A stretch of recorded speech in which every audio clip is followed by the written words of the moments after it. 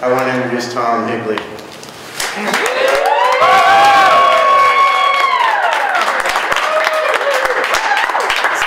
I told you to be good. It's a setup.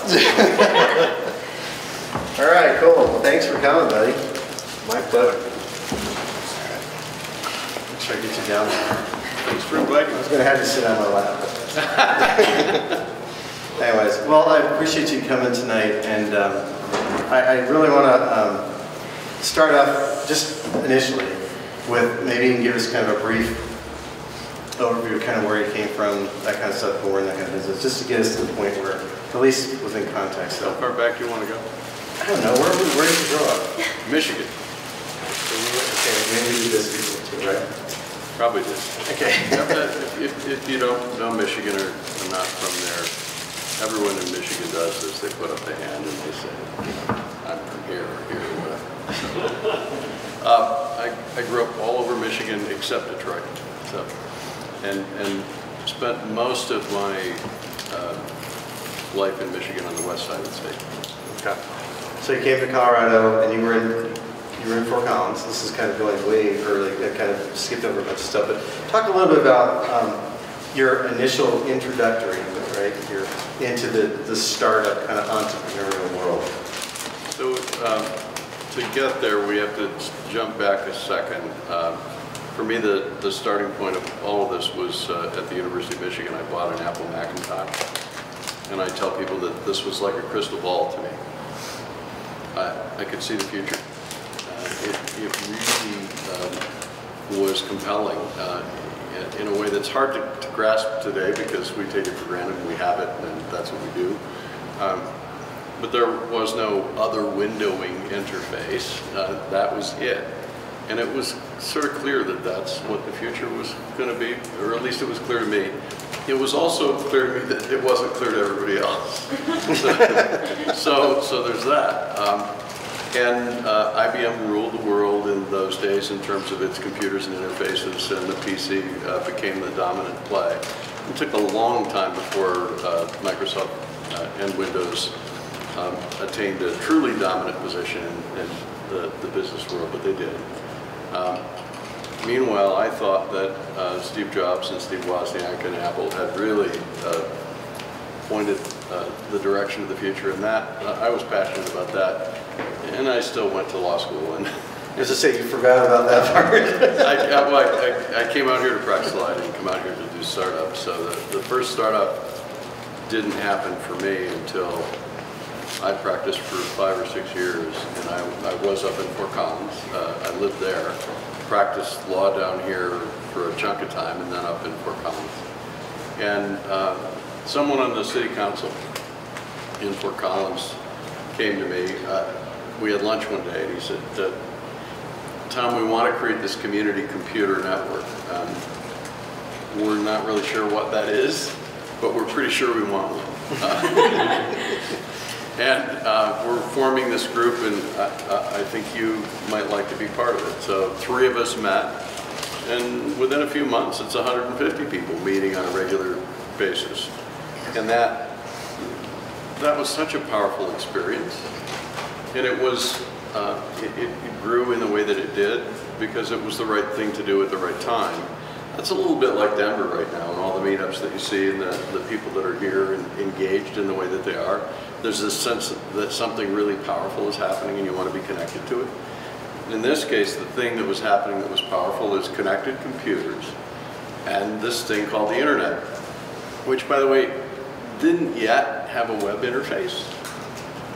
So the internet was already long in the tooth in a way, at least as far as government workers and researchers were concerned. Mm-hmm. But most people in the real world, ordinary folks, hadn't any clue what the internet was or why they should care.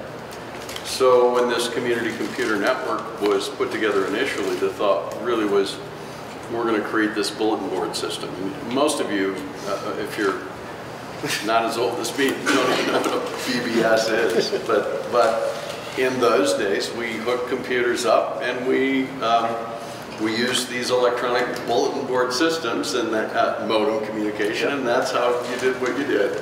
That's a long time ago, but that was what we did for networking and connectivity in those days. And then a couple of folks that were part of the education system there in Fort Collins who were really forward-thinking and saw a lot, and who were more tapped into what the internet was and what it could do, introduced that concept to us, and I thought that was amazing. It was just extraordinary that that was now going to begin to be available. So we hit upon the idea that we would backhaul a connection from Boulder and bring the internet to Fort Collins, and we did.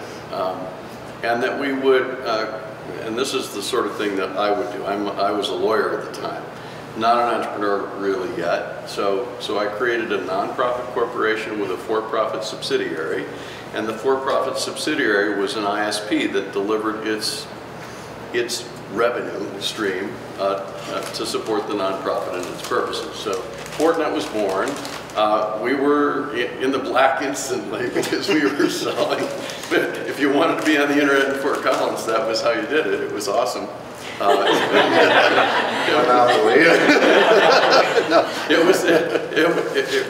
was the greatest thing. But the other thing that happened is this: we didn't do a BBS. We didn't. It was funny how this worked out. There was a graduate student who was part of our crew. He was at CSU at the time, and one of the other board members for Fortnet, he and I went to the dorm room of this graduate student, and he showed us this beta version of a program. And when I saw this program, I was taken back to my days in 1984 with that Apple Macintosh. And that program is a program called Mosaic. So those of you who are geeks and are sort of well-versed in all this understand that Mosaic was the graphical web browser that was the precursor to Netscape, and for that matter, to Internet Explorer and everything else we use. Mark Andreessen and the folks at NCSA, the National Center for Supercomputing Applications, had hacked this thing together, and it was a way to begin to leverage Tim Berners-Lee's invention that was the World Wide Web. And I saw this thing, and it's like, this is awesome. This is absolutely incredible. So this Fortnet thing wasn't going to be a BBS. It was going to be this thing that we did using the web and Mosaic. And one of the members of my board of directors at the time, he said, "I'm really sorry, I have to resign." What do you mean? Well, I talked to my sister, and she's a lawyer, and she says, "No one's ever done this, and there's just way too much risk. I'm afraid we're going to get sued. I've got to go." So, can you believe this? It's like the biggest thing that was ever going to happen. Pretty much the biggest thing in terms of the world of tech and its explosion throughout the world. And it was, again, invisible to some people, but visible to others, right? So that's an early story in all of this. So after Fortnet, you did something else, right? You did I did. I had too much fun with Fortnet to keep practicing law in the way that I had. Way too much fun. So, and this is completely coincidental, and it's a bit crazy, but that same graduate student that showed us Mosaic, great guy, he sent me an email one day, and I had this big long string of characters, and that was a URL. But in those days, you have, I mean, just think how backward. I mean, I didn't use a buggy whip exactly, but this is buggy whip type stuff. It really is, right? So this big friggin' string of characters, and there's no cut and paste. You know, if you want to use this thing in a browser, you got to replicate the string, and it's just stupid. So I thought, well, I know what we can do, and I hired a couple of engineers and created a prototype and filed a patent application and raised some money, and called the company Net Delivery, and the idea was subscription-based digital delivery of content, because the conceptual notion, as you go from this big long string of characters and simple cut and paste, and what we have now, which are links, right? There weren't links in email back in those days. But the conceptual thing for me was, wait a minute, web pages should be mobile. People want to send them. And you all take that for granted now, but there was no taking it for granted then. So we developed this thing and got a patent on this technology, and I raised venture capital. That's actually when I first met Brad Feld, and I first wrote. What year was that again? In 1995. 95, that's right. And I met Regis McKenna. So Brad Feld, for those of you who don't know him, is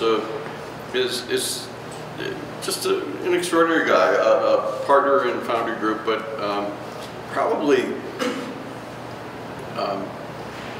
one of the best known, best loved early stage investors in tech. And in 1995, he just moved to Colorado.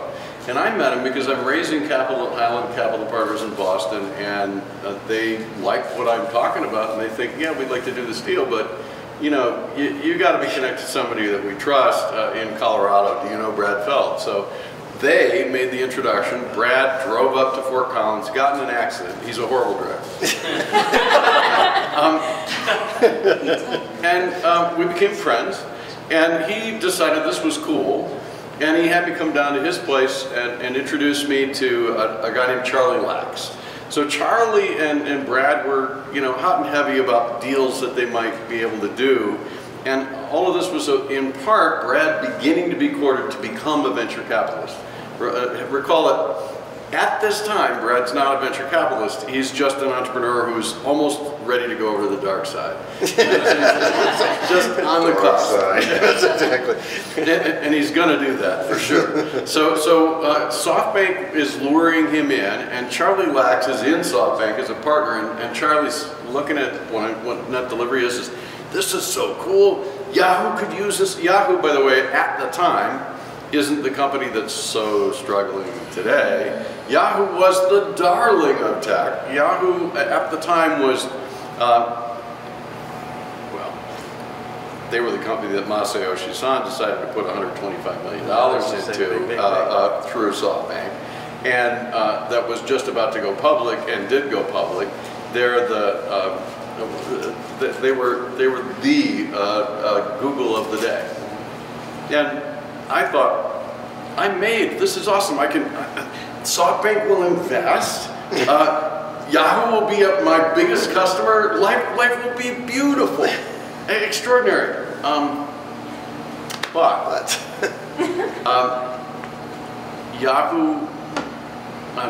SoftBank wasn't leading the round. I needed a lead for the round, and I found that lead in a Chicago VC, and they didn't like SoftBank. They hated SoftBank.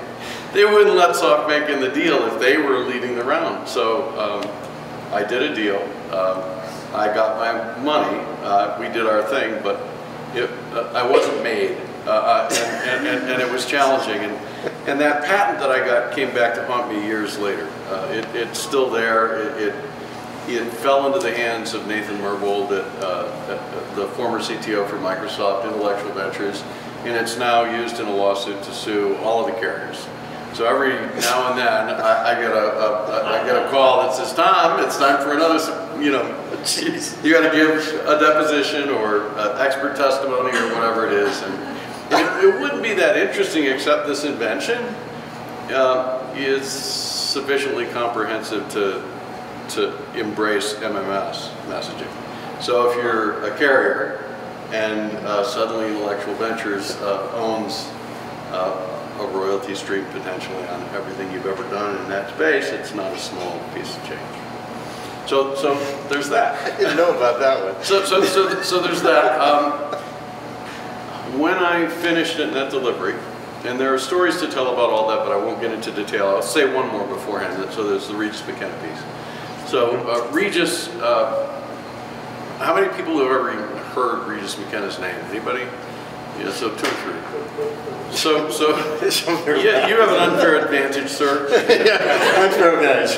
You have to dismiss yourself. So Regis, at the time, operated a firm in Palo Alto, California called Regis McKenna Inc. And I was in Fort Collins and I cold called Regis McKenna, got an appointment with him, and was waiting outside his corner office one day, at the end of the day. I went in to talk to him, and I talked about this thing that was net delivery that I've described only a little bit to you, but he got excited about it. He got so excited that he said, "Tom, I don't know what you're doing for dinner, but you know, let's go have dinner." And I did that. We spent that time together, great time. At the end of that, he says, "Tom, I don't know what you're doing in 2 weeks, but I'm having a 20th anniversary celebration for Regis McKenna Inc., and I'd love to have you come out." So I came out 2 weeks later, and all these Kleiner Perkins partners and former Apple CEOs and anybody who's anybody in tech is there at Regis McKenna Inc. And I'm walking, I know none of these people, I know none of this stuff, and I'm walking around the perimeter of the room, and I look at this note that's typewritten, and it's displayed. And it says, "Dear Regis, I know you're not fond of having us take business without cash compensation, but I think this is one of those cases where we should consider equity. These two guys came in and they've got a really cool thing and it's really quite amazing. And they want us to do their marketing for 20% of the company. It's Apple Computer." It's Apple Computer.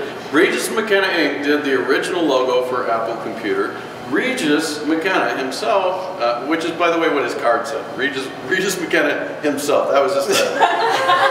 and Regis is the sweetest guy on the planet, so it's a joke. But Regis had become Steve Jobs' advisor and mentor. And I had no clue about any of this. And he became, so Regis introduced me to Jim Clark, who'd just done the IPO for Netscape. We go into Netscape's offices and Regis, Jim Clark, Tom Higley, we're chatting, having a conversation. What the hell is this guy, right? I will share another little story about this though. Net delivery at the time, conceptually, was really powerful. But relatively easy to knock off, and I was nervous about those things. I had a legal background. Regis used to tell me, "Tom, you know, I know you're used to thinking about protecting your stuff like a lawyer would, but out here in Silicon Valley, in the Bay Area, we're used to running faster than anyone else does and being there first. That's what we do." Well, here's one of those situations where that advice probably wasn't the right advice. I go in with Regis McKenna, we're talking to the senior VP of marketing for Netscape who's driving product. And we're talking about net delivery and how Netscape can use net delivery and how awesome this will be. And he looks at me, the senior VP, he says, "Very cool, but we can do that." And sure enough, they bought a company, they killed that business, and they turned that business to do exactly what net delivery was doing. And just as I was raising capital, and I had to pitch my company to 30 gathered VCs and hangers-on in Chicago in the Sears Tower, while just having learned that not only was Netscape doing exactly what I was doing, but Microsoft had decided that was dangerous and they needed to do it too. So the VCs look at me and they think, you know, gee, you're a little guy in Fort Collins and Netscape's now doing what you were doing and Microsoft's now doing what you were doing, and no, we don't think this is so good. Probably not. So it can get rough. It did. So fast forward a bit. I did raise that money. Net Delivery did its thing. As I'm leaving Net Delivery, Brad calls up and says, "Tom, there's a friend I want you to meet. His name is Raj Bhargava. Raj and I met in Walnut Brewery in Boulder." And the story goes something like this. Raj had founded his first company when he was 19, maybe. Barely 19. And Brad was chairman of his board. And he got money from Charles River Ventures and did NetGenesis. And it was a big deal. Only Raj got displaced. Brad wasn't happy. Raj had a new thing to do. Brad hired Raj. And said, "We're going to do a hosting roll-up, come join me." Raj said, "That's fine, but there's this thing I want to do." And progresses, don't worry about it, I got a guy, I'm the guy, you know, so I got a guy. we meet, and the guy becomes the CEO of this new thing. Well, the new thing is a business plan. It's maybe 9 pages, it's in draft form. There's no team, there's no capital, there's no anything except a couple of relationships. That's how Service Metrics got it started. And Service Metrics needed $1 million of capital to get started. And in those days, you really needed $1 million to do anything, pretty much. So half of that $1 million came from Brad's firm, from SoftBank. Half of it came from IDG Ventures. And I had hired this incredible young CTO. He was 22 when we first met and became CTO. We went everywhere, did everything together. It was ridiculous. He joked that we should have the straw hats and canes and do that. I mean, we did pitches together. We did press together. We did customer development of every kind together. So we're thoroughly engaged. By the time we'd finished that initiative, Akamai had become our biggest customer. They paid us maybe $1 million a year to deliver web performance services. We had computers and networks all over the world, and we delivered that data, and delivered that data as a service. So really, really early on, and it mattered in those days when everything was dial-up. That you actually understood something about the packets and how they were moving and why they weren't and all of that. So interesting business at the time and quite powerful, but it was a crazy rocket sort of thing. We raised $1 million, we did a beta, we were successful with that. We got a call from somebody saying, you know, this is great stuff, what you guys are doing. And we like you guys so much that we're going to give you the chance to work for us to do stuff that we want you to do. And I had a VP at the time who thought that was just a tremendous idea, because after all, we hadn't raised the B round yet. And Tom, isn't this awesome? Isn't this a great thing? And so I talked to the company that had called in about this, and I said, you know, we're flattered, glad you like us, but no, we're not going to do that. If you want to be a customer for the thing that we're building, that's awesome, and that's what we'd like to see. But no, we're not going to go do your stuff. So I raised the B round. That was another $14.5 million, I think, from Pequot Capital, Fidelity Investments, you know, a contingent of great VCs, and we exploded. We grew the business very, very quickly. So suddenly, we have a whale of an account. We've got somebody that wants to pay us millions of dollars a year over multiple years to do what we're doing, and it's like, we're going to get to scale. This is amazing. They decide, you know, maybe it'd be better if we just bought you. And suddenly I'm thinking, okay, this could be interesting, but we're 16 months old. That's 16 months old, that's it. We've got a lot of living to do and a lot of growth still. Maybe we should see what the market really will bear. So I looked around, and there were maybe 4 other opportunities to be acquired. I looked at the possibility of an IPO. All those things were kind of on the table. But this deal turned out to be initially an offer of $79 million. The negotiated purchase price was $280 million. That's what they bought us for. That was equity. And then we were locked up. So we couldn't sell our shares for X number of months. How long was it? 6 months? Do you remember? It has to have been 6. Yeah. I want to say that we closed the deal in September of '99, and that we weren't able really to get out until February or March. Yeah. So, anyway, the magical thing that happened, and I take all the credit for this, all the credit for this, the stock of the acquiring company that we'd received, that $280 million, quadrupled in value while we were locked up. So the investors saw this phenomenal return, and, you know, I was brilliant. That's part of that crystal ball way back when you had that first event, right? You said, wow, let's see. Oh, great, let's do it. So that was an amazing experience. It really was. Great team, great people. That CTO was Neil Robertson. He went on to found multiple companies. Now he winters in Melbourne, Australia.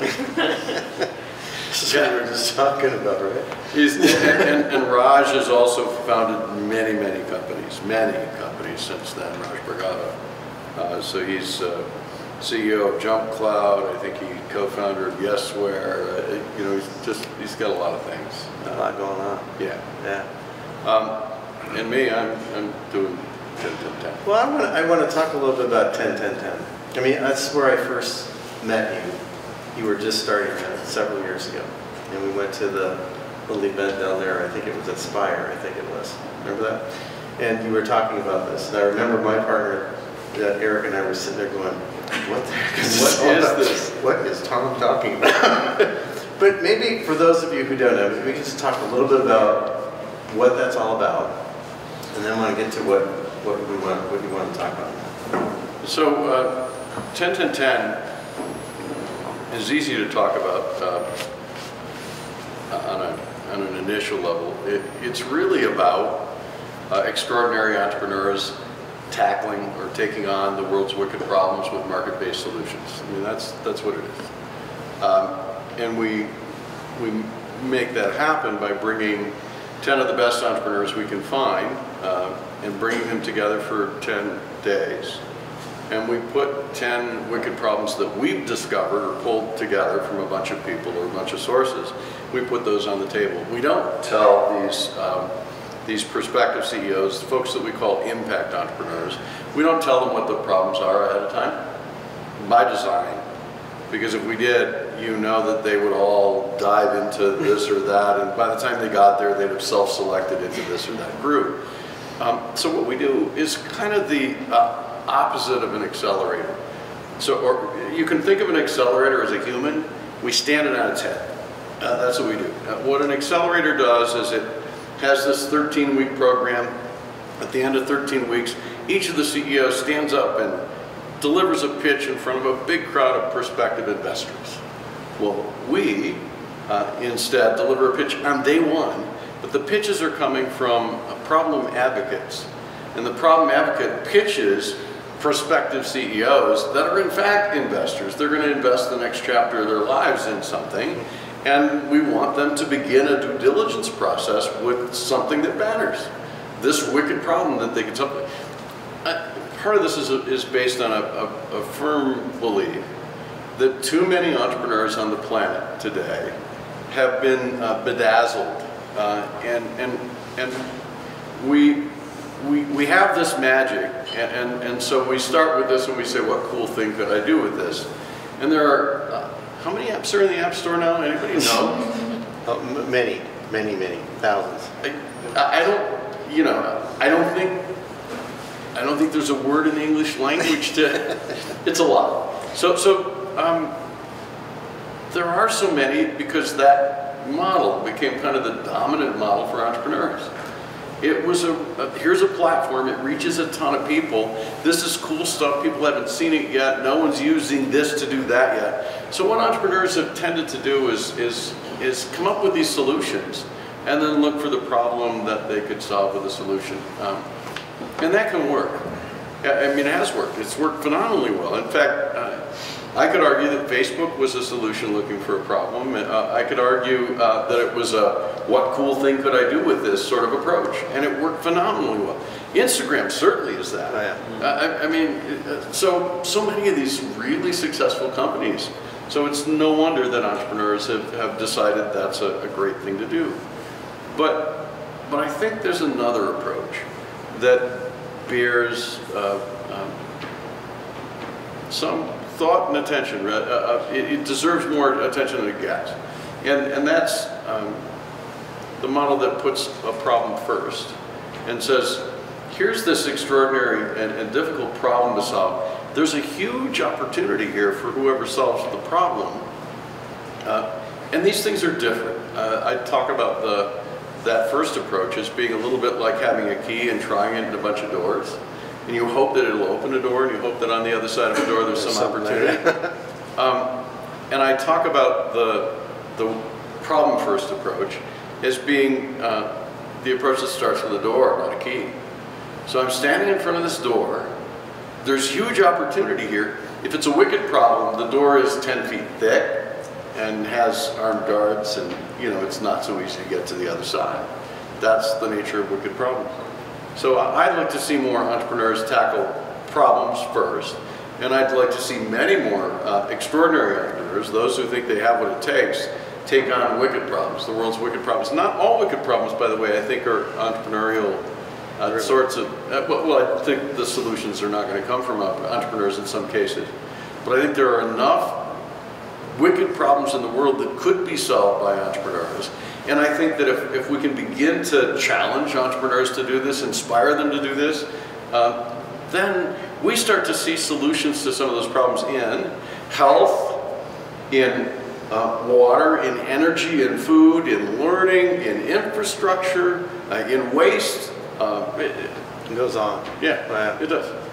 So that's what 10-10-10 is about. It's about creating really a program, a process, a kind of movement, I think. We started it here in Denver, but we'd like to see this expand and extend throughout the country, and we're now constantly approached by other cities, other places that would like to see 10-10-10 there.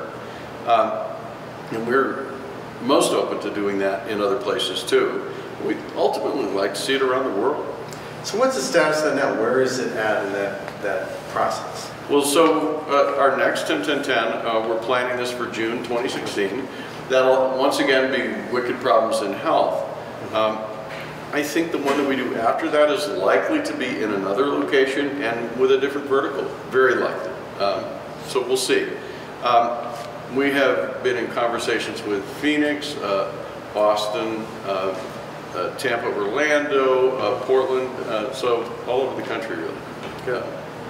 And I think the very first thing we need to do is make sure that we know how to do this more than once. That's a good thing. So you can replicate it. Well, one thing we talked about earlier was this, you call it impact. I think you just mentioned it, impact entrepreneur. Yes. But in relation to what you had, I think, described as in the common. Yeah. So, excuse me, kind of starting out with entrepreneurship and really kind of giving back first. Correct, if I'm explaining this correctly. Giving back first, some sort of a give back before the take. So you want to talk about this, and I want to be able to open it up for questions for this too. So yeah. I want to give Tom an opportunity to talk about this.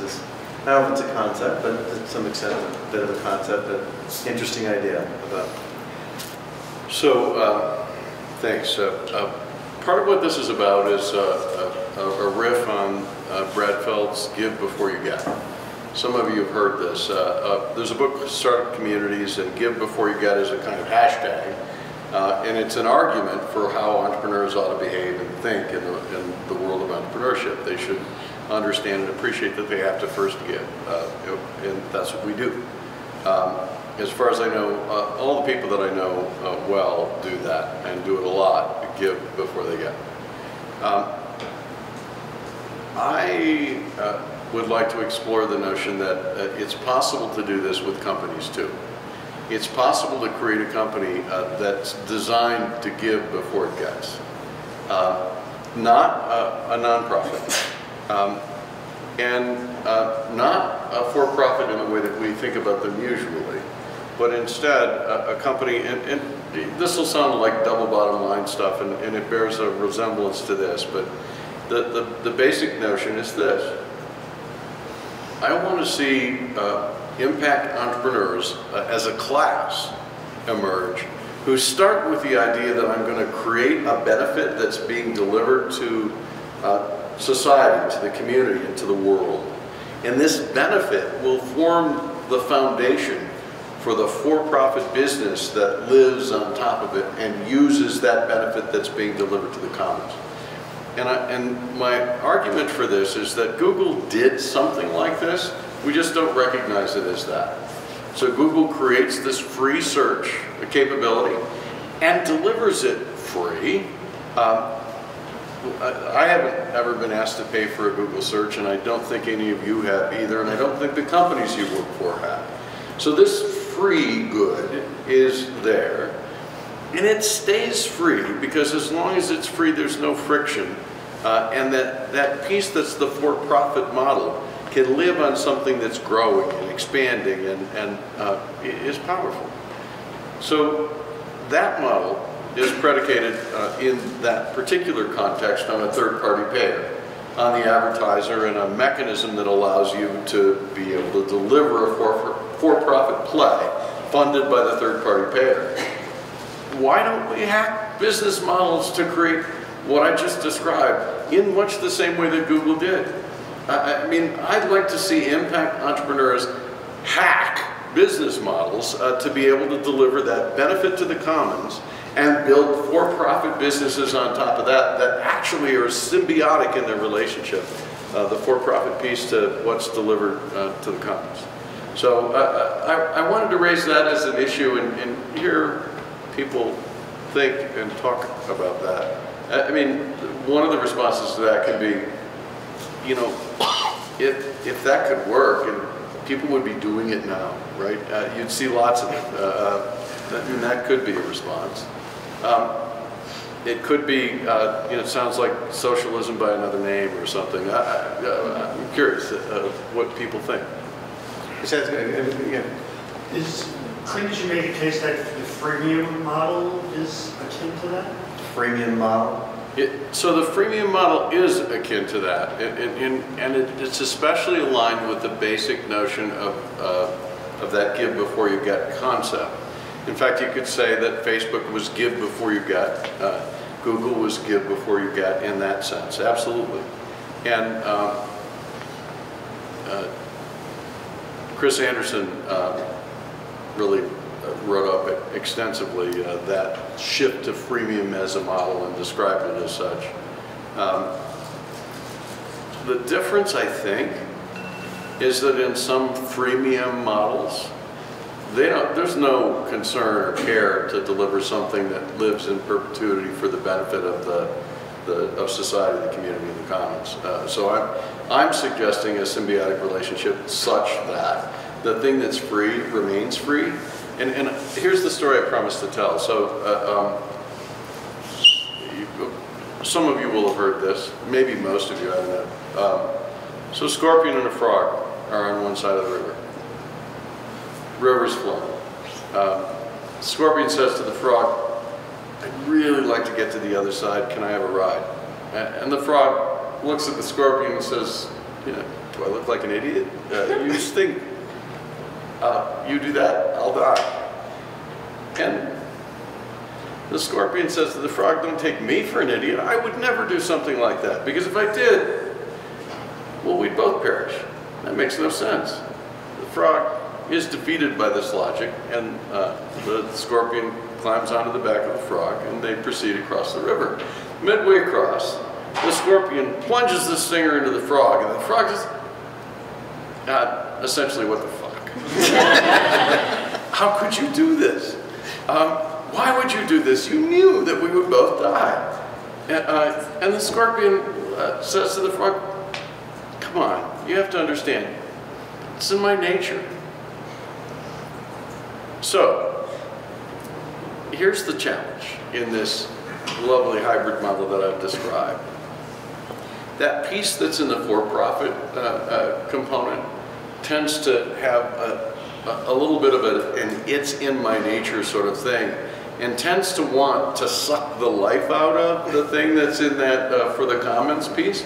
So there has to be a mechanism to provide protection over time.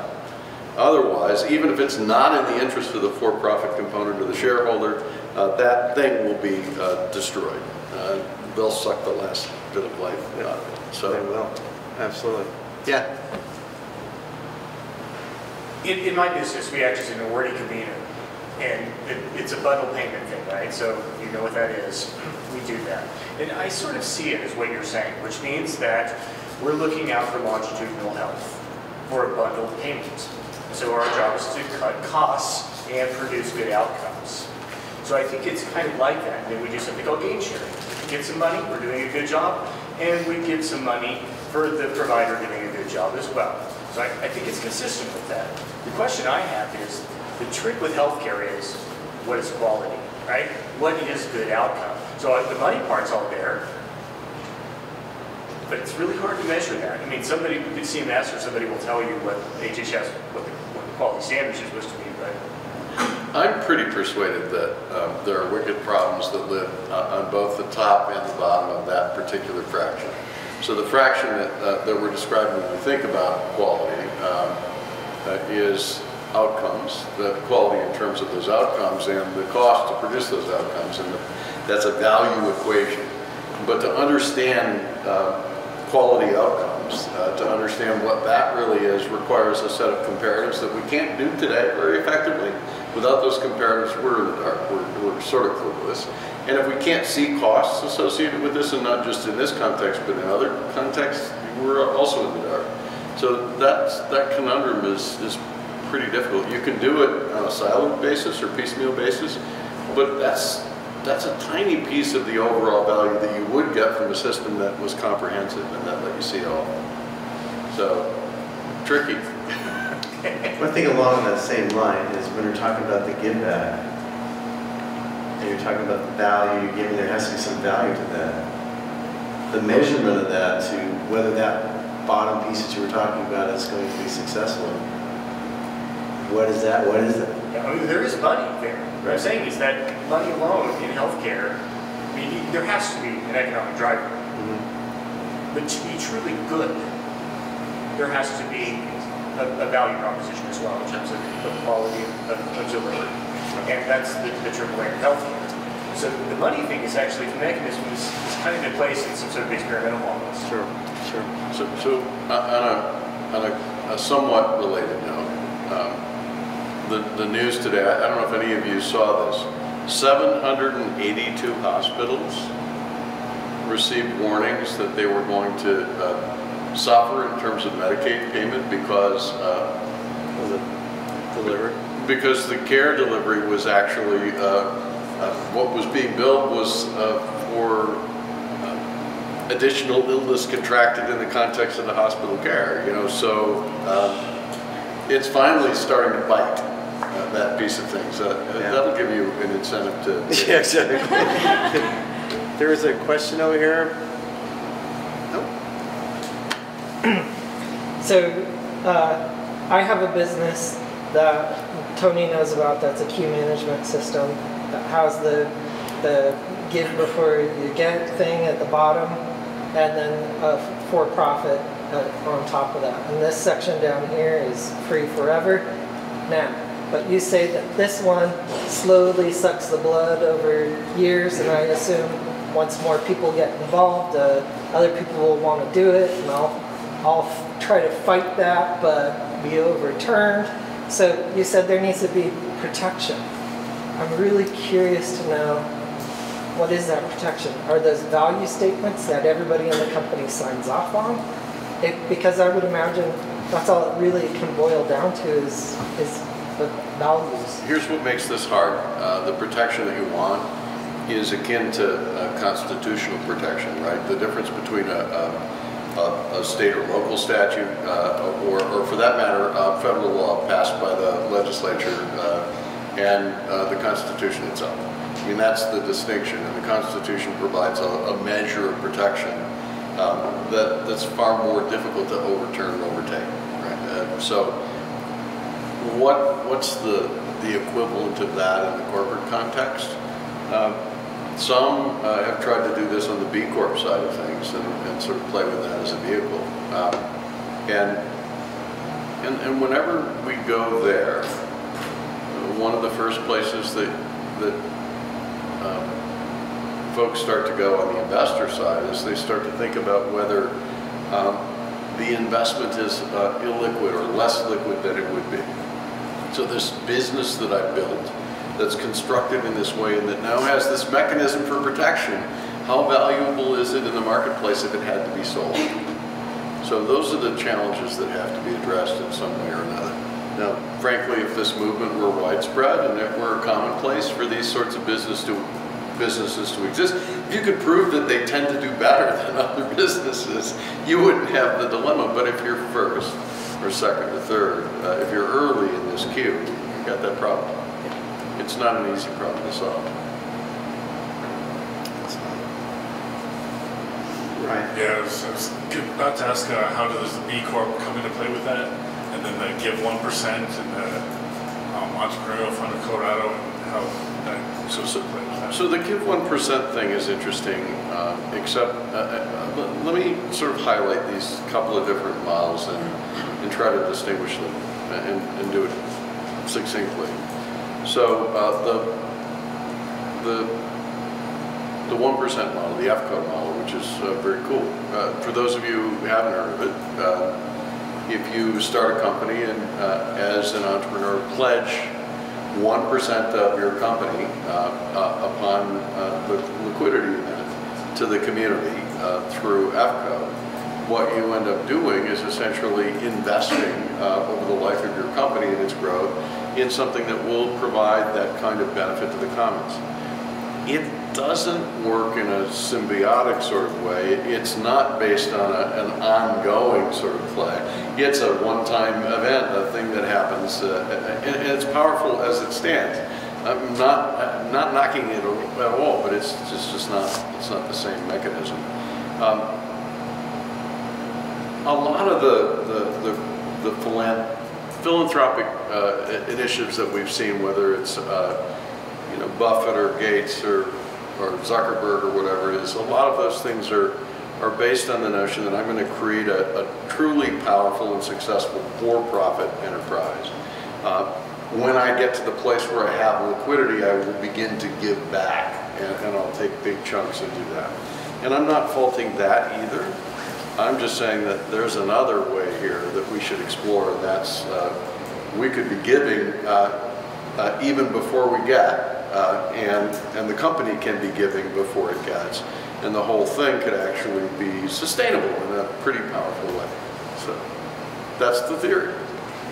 Now, making it reality. Yeah. Question? Yes. Well, one thing that I'm thinking about, like since you mentioned the advertising model is kind of one of the first models, and I work in online advertising, and so one of the pieces of the parasitic kind of relationship, if you will, with the for-profit side is that, people didn't understand the fact that, I guess the value exchange wasn't entirely clear. At some points in time it was clear, you knew you were watching ads to get free content, but you didn't necessarily understand things going on behind the scenes, and the ways that your data were being sold. And then when people did find that out, that's when content blockers, ad blockers start coming into the mix. And then all that value exchange, because it wasn't entirely clear from the get-go, then you have people on both sides kind of abusing things. So that's one thing that I worry about with this model is just making the value exchange really clear from the get-go for both sides. Otherwise, if it's not fully transparent, yeah. Yeah, so in the context that you've described, what happened in the early days of Google's play, and even Facebook's, right? Someone's going to pay for this. We know that there's value here. And really, the value that's being created is the traction, the eyeballs, the attention. And the more traction, eyeballs, and attention I get, the more opportunity there is to monetize that attention in some way or another. People will pay for your attention. And if I even distract you for a moment while you're doing your thing in Facebook or your thing with Google, I can get paid a lot. The thing that I'm describing doesn't have to be supported by advertising at all. Sure. Yeah, and I think that I'd love to see folks explore other third-party payers and try to see what might make sense in different contexts. I really want to hack the model. That's what I want to. That's what I want to see. But you're absolutely right. In that context, there's a backlash when people come to realize that the source of value that's been generated the source of that value is these unsuspecting human beings. And there's even a backlash that suggests that a lot of what's wrong with the world is that notion that you can get a free good when in fact, you know, it turns out the real product is you, right? Yeah, exactly. So have the entrepreneurs at 10-10-10 hacked at the model you're describing, and if so, what's the result? So I'd say that right now the answer is no, not yet. The first generation, the first cohort of CEOs didn't hear the thing that I just described to you. This is sort of being formulated in real time. I do think that the idea of entrepreneurs who would tackle wicked problems was pretty novel to begin with, and I think they have done that. So there's one of the CEOs in particular has gone after health data and has created a company, Burst IQ, to do that using blockchain technology, and it's a powerful conceptual model, and I think he's doing a great job with that. There are other things too, but that's the furthest along. That was started and funded within 60 days at the end of the program, so I was thrilled about that. But I think as new cohorts come on, this notion of impact entrepreneurship is a little better developed and more refined in their opportunities. I'm working on an article with a couple of other co-authors that we'd like to see published a little more widely. Maybe there will be a book in this too that starts to focus on the notion. I'd also frankly like to see illustrations of this sort of success, not just from 10-10-10, but other places. When I say impact entrepreneur and talk about that notion, and say it from the perspective of an entrepreneur working on a wicked problem, not so much from the business model notion I just said. When I say impact entrepreneur as an entrepreneur who tackles a wicked problem with a market-based solution, the poster child for that today, I think, is Elon Musk. Sure. You know, here's a guy who could have retired with PayPal. Probably could have retired with Zip too. Does PayPal is in that place where he can place a big bet on something that he's going to do, but instead of doing the ordinary, chooses, well, I'm going to completely revamp how we think about the electric vehicle. We'll do that. Let's do that. Oh, that's not enough. Let's do space. Let's do advanced rocketry. We'll do that. Solar, that would be good. You know, I'm in for Solar City too, and let's do batteries and with this Hyperloop thing. And I mean, come on. And I'm not expecting everyone to be an Elon Musk, but I think it'd be just fine if we had a couple more. And I think there are enough wicked problems in the world to support a few more. But you have to persuade folks to pay attention to these wicked problems and persuade them that they can do this and that the entrepreneur is better positioned than almost anybody on the planet to do this. And this is not a big company thing.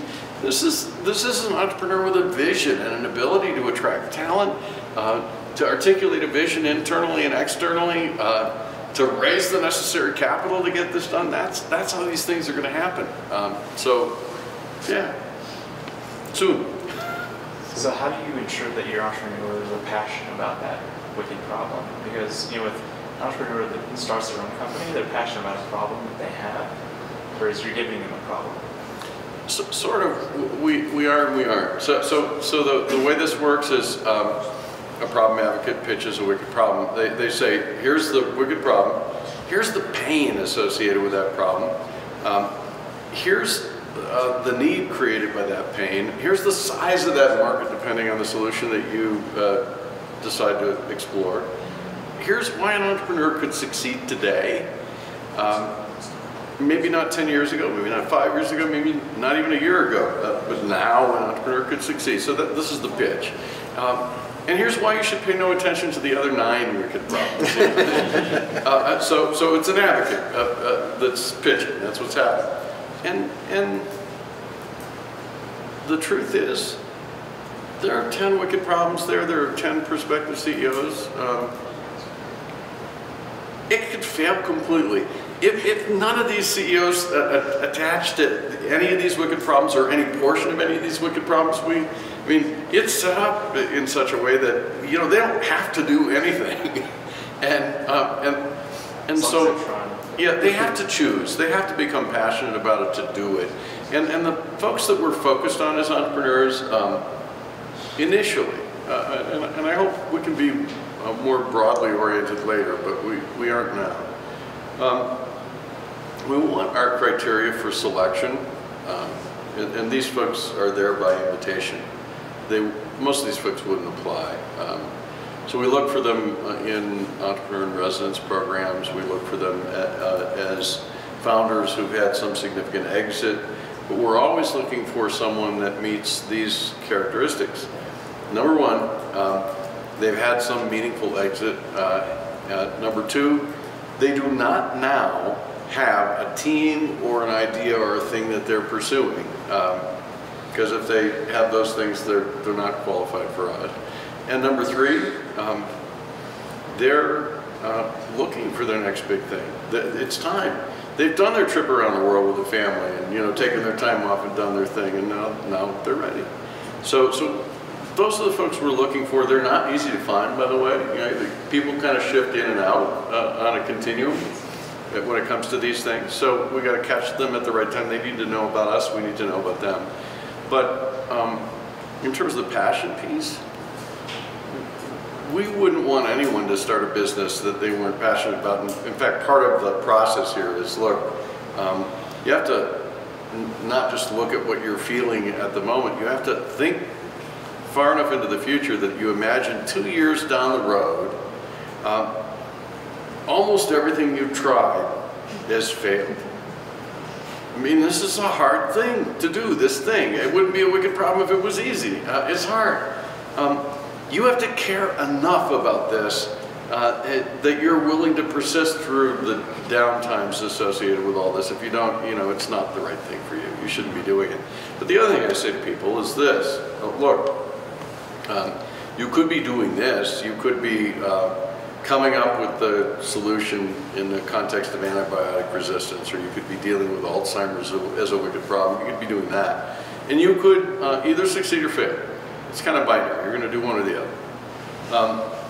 If you succeed in the Alzheimer's context, I mean, that's huge. That's really awesome. If you failed trying to do something really hard and really meaningful. If, on the other hand, you created an app that, you know, turns on the lights in the house, and you fail, what the hell are you doing? And why? So, and you know, maybe you're passionate about the light turning on app for a minute. You know, it's easier to sustain passion about something that actually matters to the world, I think. That's a good one. Any other questions for Tom? Yeah, one more. I'm just curious about, when you talk about impact entrepreneurialism, do you associate that with the social entrepreneur? Would you Yeah. together? Or? So look, I'll say this, and I get to have arguments and conversations with people about this. So